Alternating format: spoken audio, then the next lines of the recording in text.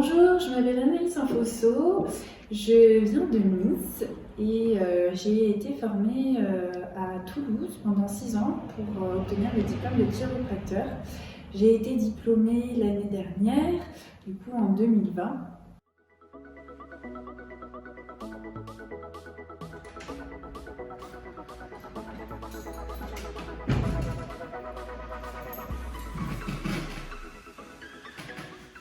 Bonjour et bienvenue dans le cabinet de chiropraxie de Fougères. Donc ici vous avez la salle d'attente.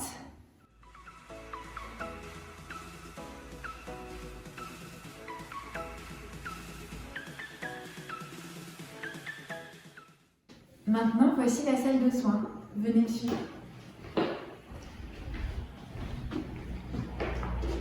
Si je suis à Fougères aujourd'hui, c'est pour remplacer Karine Chien qui est en congé maternité et qui m'a fait confiance pour justement prendre en charge ses patients.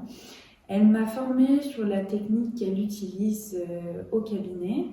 Et si il y en a parmi vous qui ne la connaissent pas encore, je vous invite à continuer la vidéo et à venir me voir aussi au cabinet.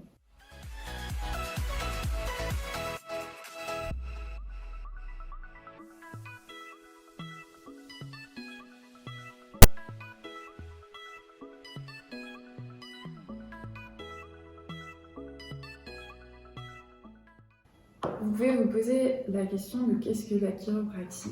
La chiropraxie est une thérapie manuelle qui vise à prévenir et à traiter les troubles neuromusculo-squelettiques. Elle est reconnue depuis mars 2002 et elle est réglementée depuis janvier 2011. Pour vous donner quelques exemples de pathologies sur lesquelles on peut agir, il y aura la hernie discale, le simple lombago, la névralgie cervico-brachiale, la sciatique, ou même des pathologies qui sont au niveau des articulations des extrémités, telles que le canal carpien ou des tendinites. On agit grâce à des manipulations, mais aussi on peut utiliser des instruments comme le speeder, le Graston.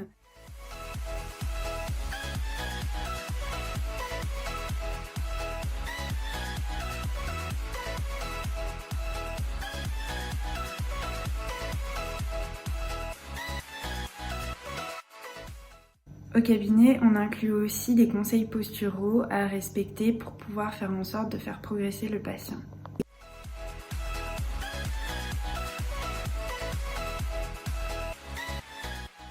Moi, ce que j'ai remarqué depuis que j'ai commencé avec toi, c'est que tu as souhaité continuer à ce que je fasse les bilans de première visite, sachant que c'est vrai que c'est pas quelque chose qu'on a l'habitude de voir dans d'autres cabinets.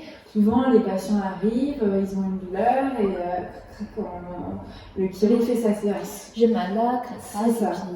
Pourquoi, du coup, c'est si important pour toi de maintenir ces visites? Alors, déjà parce que quand tu veux aider quelqu'un, il faut d'abord étudier son cas et poser un bon diagnostic.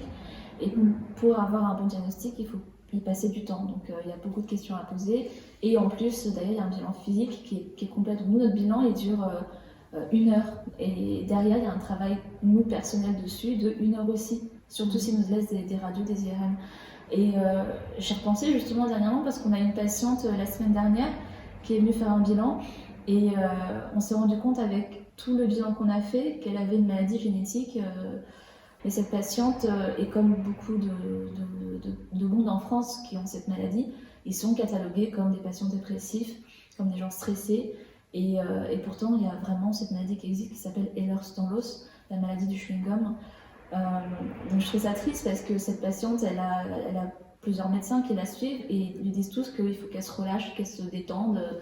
Alors que non, elle a une maladie génétique. Enfin, je me dis, si on ne faisait pas un bilan comme ça aussi complet, qu'on s'intéressait qu'à sa douleur, on serait passé à côté de ça, et elle serait passée aussi à côté de ça, et elle continue sa vie sans savoir. Voilà, quoi.